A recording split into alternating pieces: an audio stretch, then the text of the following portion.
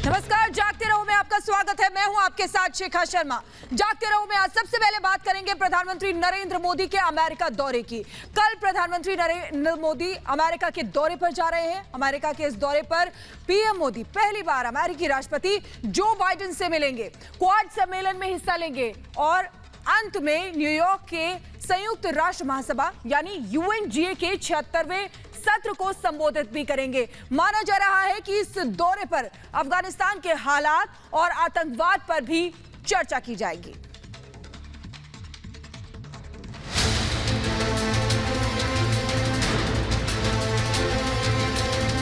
अगले कुछ दिन दुनिया की राजनीति के लिए बहुत महत्वपूर्ण होने वाले हैं। पूरी दुनिया की नजर भारत पर होगी। पूरी दुनिया ये जानने की इच्छुक है कि जब कोरोना काल से निकलने की कोशिश कर रही है दुनिया और जब अफगानिस्तान में तालिबान के कब्जे के बाद आगे की रणनीति क्या होनी चाहिए, इस बारे में पीएम नरेंद्र मोदी क्या बोलेंगे।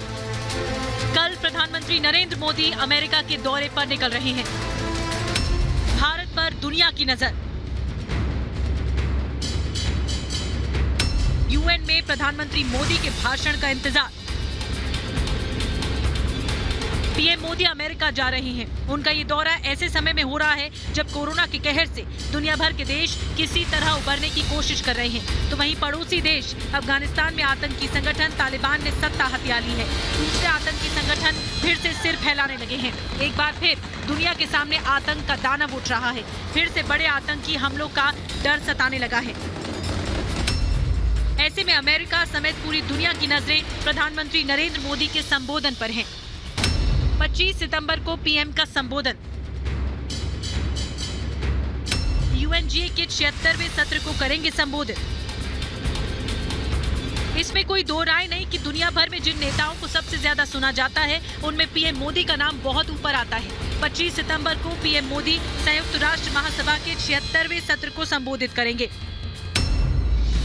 बताया जा रहा है कि इस बार महासभा के सत्र में कोरोना के अलावा दुनिया में आर्थिक मंदी, जलवायु परिवर्तन के अलावा आतंकवाद, अफगानिस्तान के ताजा हालात और संयुक्त राष्ट्र सुरक्षा परिषद में सुधार का मुद्दा छाया रह सकता है। पीएम मोदी वैश्विक मंच से अफगानिस्तान में तालिबान सरकार पर अपना रुख साफ कर सकते हैं।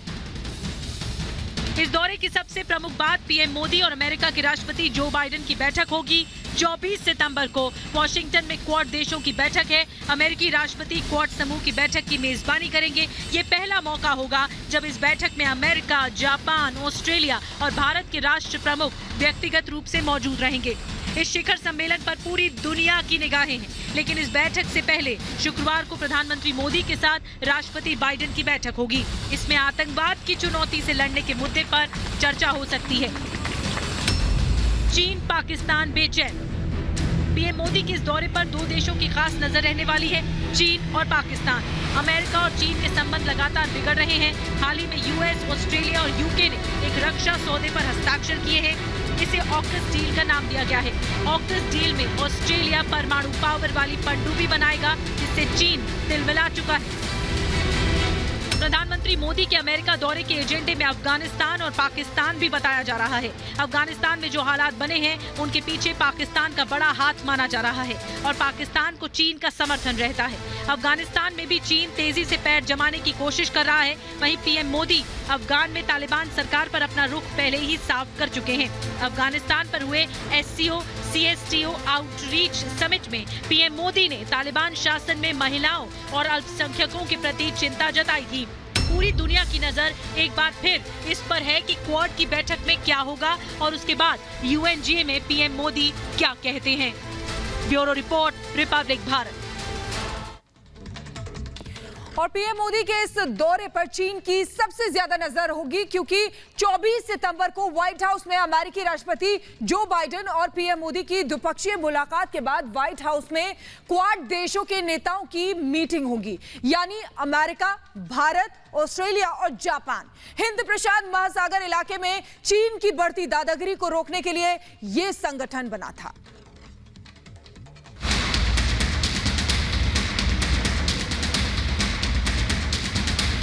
पीएम मोदी के अमेरिका दौरे को लेकर आजकल चीन बेहद परेशान होगा।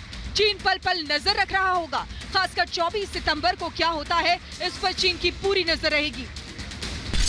24 सितंबर को क्वाड देशों की बैठक। चीन की बढ़ी टेंशन। पीएम के दौरे पर चीन की पैनी नजर होगी। हिंद प्रशांत क्षेत्र में उसकी हरकतों पर लगाम लगाने और शक्ति संतुलन बनाए रखने के लिए बने क्वाड देशों के सदस्यों की पहली बार व्यक्तिगत रूप से बैठक होनी है। चीन इस समूह को अपने लिए चुनौती मान रहा है। 24 सितंबर शुक्रवार को प्रधानमंत्री नरेंद्र मोदी, अमेरिकी राष्ट्रपति जो बाइडेन, जापान के पीएम योशिहिदे सुगा और ऑस्ट्रेलिया के प्रधानमंत्री स्कॉट मॉरिसन बैठक में शामिल होंगे। माना जा रहा है कि इस बैठक में हिंद प्रशांत क्षेत्र को स्वतंत्र करने के लिए आगे का रोड मैप तैयार किया जा सकता है। चीन की चिंता का विषय भी यही है। चीन की आक्रामकता रोकेगा क्वाड। पिछले कुछ सालों में हिंद प्रशांत महासागर इलाके में चीन ने अपना वर्चस्व बढ़ाना शुरू कर दिया। चीन पड़ोसी देशों को लगातार धमकाता है। कई जगह समुद्र में वो सैन्य अड्डे बना रहा है। चीन दक्षिण चीन सागर में अपना पूरा वर्चस्व चाहता है। चीन की इसी चाल को रोकने के लिए क्वाड की शुरुआत साल 2007-2008 में हुई थी, लेकिन इसने असली जोर पकड़ा साल 2017 में। क्वाड का मकसद हिंद प्रशांत क्षेत्र में दबदबा कायम करना है ताकि चीन की दादागिरी पर लगाम लग सके। चीन इसी से बौखलाया हुआ है और चीन की बौखलाहट 24 सितंबर के बाद और बढ़ सकती है। Bureau report, Republic Bharat. और अब एक बहुत बड़ी खबर अफगानिस्तान से आपको बता दें, जहां से खबरें आ रही हैं कि हक्कानी नेटवर्क ने मुल्ला बरादर को बंधक बना रखा है। वहीं तालिबान के सर्वोच्च नेता हिब्तुल्लाह अखुंजादा का कत्ल कर दिया गया है। ये दावा किया है एक ब्रिटिश मैगजीन ने।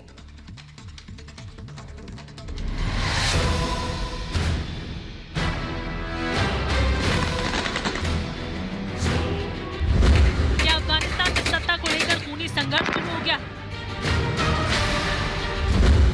क्या तालिबान की अंतरिम सरकार में मौजूद गुट आपस में भिड़ गए? ये तस्वीरें कुछ दिन पहले आई थी, जिसमें मुल्ला बरादर एक इंटरव्यू में कह रहा था कि सब ठीक है, लेकिन उसके आसपास बंदूकधारी मौजूद थे। और ये साफ दिख रहा था कि बरादर जो बोल रहा था वो उसे लिख कर दिए गए थे। और बरादर का ये इंटरव्यू भी उसकी गुमशुदगी और घायल होने की खबरों के बीच कई दिनों बाद आया था। ये भी साफ नहीं था कि बरादर है कहाँ। अफगानिस्तान, बरादर वर्सेस हक्कानी। मुल्ला बरादर की गिरफ्तारी की खबर, अखुंजादा की हत्या की खबर। ये पहले से ही सामने आ रहा है कि सत्ता में किसको ज्यादा ताकत मिले, इसे लेकर तालिबान और हक्कानी नेटवर्क आमने सामने है। और अंतरिम सरकार को लेकर दोनों गुटों में मतभेद है। लेकिन अब जो खबरें आ रही हैं वो बेहद चौंकाने वाली हैं। ब्रिटेन की एक मैगजीन ने एक रिपोर्ट छापी है। रिपोर्ट में कहा गया है कि सत्ता को लेकर खूनी संघर्ष हुआ।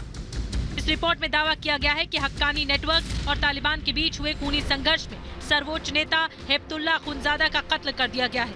वहीं उप प्रधानमंत्री मुल्ला बरादर को बंधक बनाकर रखा है हक्कानी नेटवर्क ने।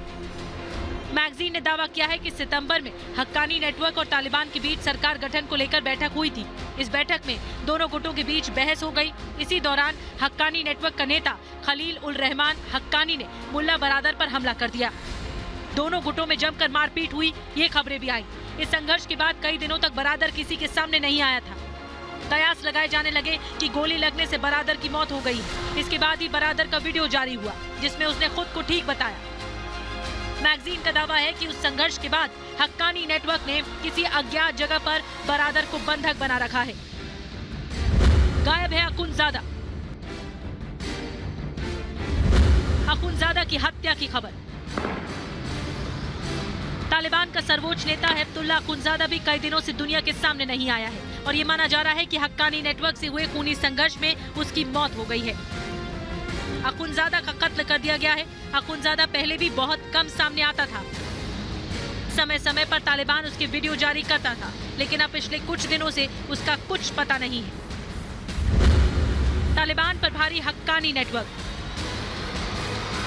तालिबान का प्रमुख चेहरा रहे मुल्ला अब्दुल गनी बरादर को दरकिनार कर दिया गया है। अमेरिका और कई देशों को उम्मीद थी कि देश की कमान उन्हीं के हाथ में सौंपी जाएगी, लेकिन मुल्ला मोहम्मद हसन अकुंद को अफगानिस्तान का कार्यवाहक प्रधानमंत्री बनाया गया। बरादर को डिप्टी प्रधानमंत्री बना दिया गया। ये भी कहा जा रहा है कि बरादर चाहता था कि सरकार में सबको भागीदारी मिले, जिससे विश्व में उनकी सरकार को मान्यता मिल जाए। लेकिन पाकिस्तान समर्थित हक्कानी नेटवर्क ऐसा नहीं चाहता था। बरादर खेमा अपनी कूटनीति को सत्ता पाने की वजह मानता है, वहीं हक्कानी नेटवर्क अपनी ताकत और आत्मघाती रवैये को। और अब ऐसा लग रहा है कि तालिबान पर भारी पड़ गया है Haqqani network. Bureau report, Republic Bharat.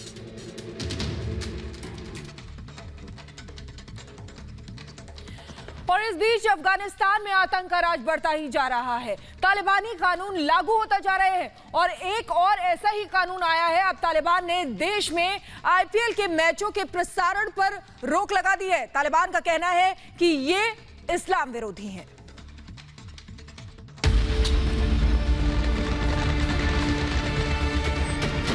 Taliban के राज में आतंक का बोलबाला है।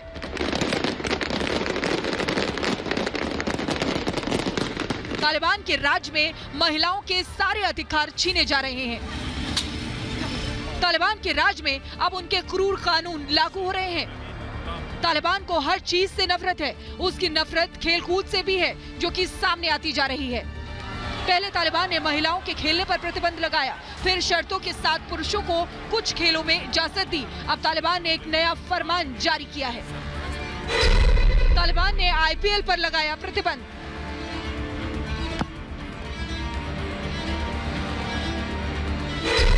अफगानिस्तान में आईपीएल का प्रसारण नहीं।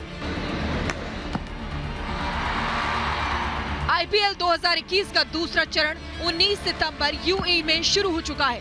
यूएई में हो रहे आईपीएल में कुछ शर्तों के साथ दर्शकों को स्टेडियम में आने की इजाजत भी दे दी गई है, लेकिन तालिबान सरकार ने यह ऐलान कर दिया है कि आईपीएल का प्रसारण अफगानिस्तान में नहीं होगा। तालिबान ने ये नया कानून लागू कर दिया है। तालिबान का कहना है कि आईपीएल है इस्लाम विरोधी। तालिबान ने कहा आईपीएल का कंटेंट इस्लाम का विरोध करता है, इसलिए तालिबान में आईपीएल का प्रसारण नहीं होगा। तालिबान का कहना है कि मैच के दौरान चीयर लीडर्स डांस करती हैं और ये इस्लामिक संस्कृति के खिलाफ है। तालिबान का कानून महिलाओं को इसकी इजाजत नहीं देता है, इसलिए तालिबान ने आईपीएल प्रसारण अफगानिस्तान में रोक दिया है। आईपीएल में अफगानी खिलाड़ी। आईपीएल में अफगानिस्तान के खिलाड़ी भी खेलते हैं। राशिद खान, मोहम्मद नबीपुरी दुनिया में काफी लोकप्रिय हैं। तालिबान के अफगानिस्तान पर कब्जे के समय दोनों ही खिलाड़ी देश से बाहर थे, लेकिन अब वो यूएई में हैं। वहीं अफगानिस्तान में इस समय महिला क्रिकेट पर पहले से ही प्रतिबंध लगा हुआ है। Bureau report, Republic Bharat.